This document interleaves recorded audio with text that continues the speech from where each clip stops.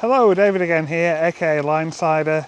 Welcome to another vlog. A short while ago, my good friend and long-time supporter Phil asked me, how do you keep the camera dry when it's raining so heavily? Today is a particularly grotty day, so I thought I'd try and answer that question. So come along if you like, and I'll show you how I approach it.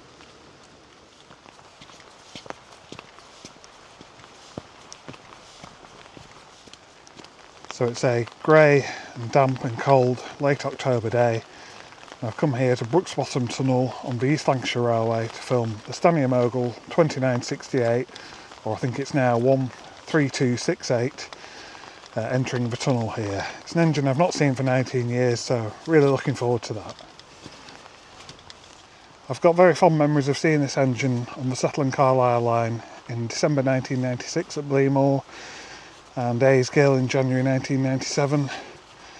Fantastic conditions for both, fantastic winter conditions, more clag than you could ever imagine coming south, and very strong performance going north by all accounts as well, so really looking forward to seeing it again.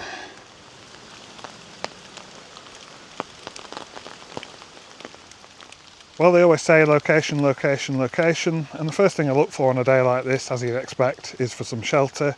And here I've got a natural cover, a great canopy of trees above me, still with plenty of leaves on, and that will keep the worst of the rain off the camera and make my life a lot easier before I even get the tripod set up or the camera out of the bag.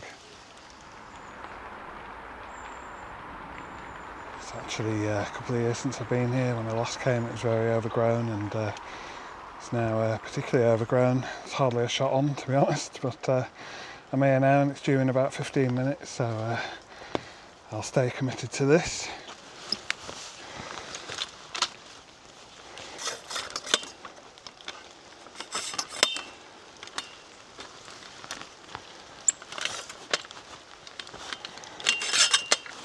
And then here we have my camera all ready to go. This was put into a waterproof case at home, and it's actually a homemade case this. I bet you couldn't guess that from how rough and ready it looks.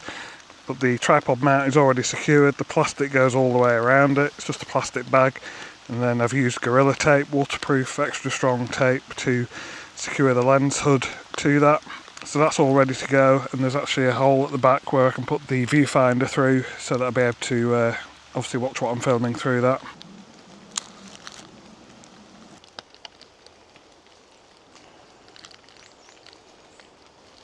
These are essentially all I need to make the cover. A bit of Gorilla Tape I've used in this case, waterproof, very durable, and one of these plastic bags with a seal at one end. I did used to use the seal, as I say, but don't actually need that, just needs to be open at one end, as most plastic bags are, and I tend to cut a hole in the corner and fix that part to the lens hood, and that's all there is to it. Something else I've used for a long time is this zoom controller. It's a LANC controller, a LANC connection, LANC, and that plugs directly into the camera, and that means I can pan and zoom just using one hand, which is great when you want to use the umbrella as well. It frees you up to put the umbrella in one hand and film in the other. Just a general point on filming in the rain. I know rain puts a lot of people off, and it's completely understandable why. It's never quite as much fun to go out on a wet day, whatever it is you're doing. But the water on the surfaces does provide a lot more reflective light, and you're always guaranteed clag, so you can get some really fantastic sequences in wet conditions. And if it's really heavy rain as well, I think that can add a lot to the drama of the sequence, and the power of the steam engine fighting against that can be a real spectacle that's worth capturing. I'm always quite careful to keep the umbrella high enough so that as I zoom out it doesn't start to appear in the shot. It can be quite easy to do that, so that's always one consideration to make. So the train's due in about 5 minutes, and this is quite a popular spot for dog walkers, so they walk past me here along this path, and God knows what they think if they look across and see a guy with a camera in a rain mate, but I'm sure they're well used to it at this location.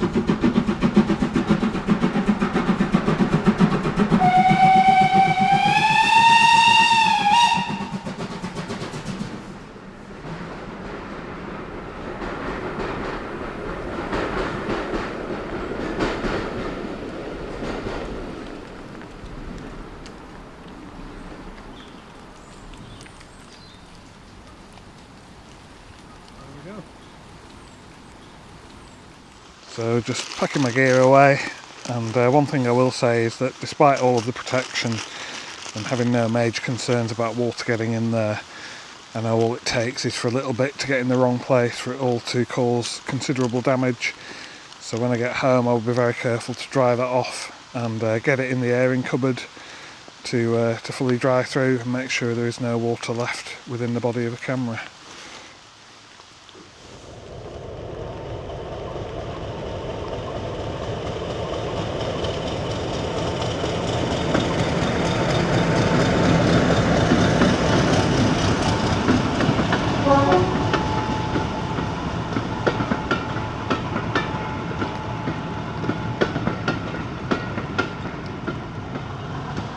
Bonus shot there for you, Phil. I know you're a fan of Class 50s, so there you go. Sadly shut off. What's that all about? Dee's lining was shut off.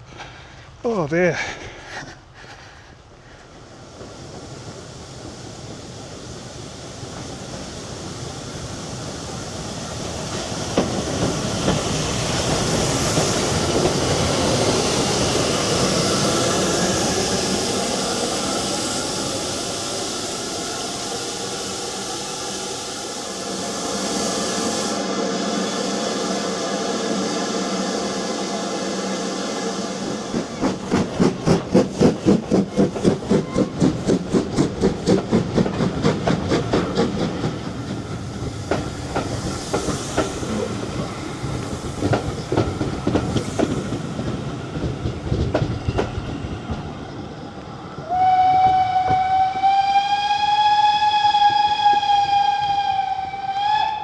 So Phil, I hope that answers your question. I will admit I have cheated a little bit today. When I compare today where the rain isn't actually that heavy and I filmed under a nice big canopy of trees to some of the times I filmed at the Settle and Carlisle in horizontal wind and rain, it really was a lot easier today. In those much more tricky conditions where the wind and rain are at the lens, it really does make for a very difficult situation, and one in which I'm not always successful, and I just have to put those times down to experience really, learn from it, and try again, go again next time. So I hope you've enjoyed this video, and if you have, if you could please leave me a like and think about subscribing. As ever, I would greatly appreciate that. Until the next time when it's hopefully a bit brighter and drier, bye for now.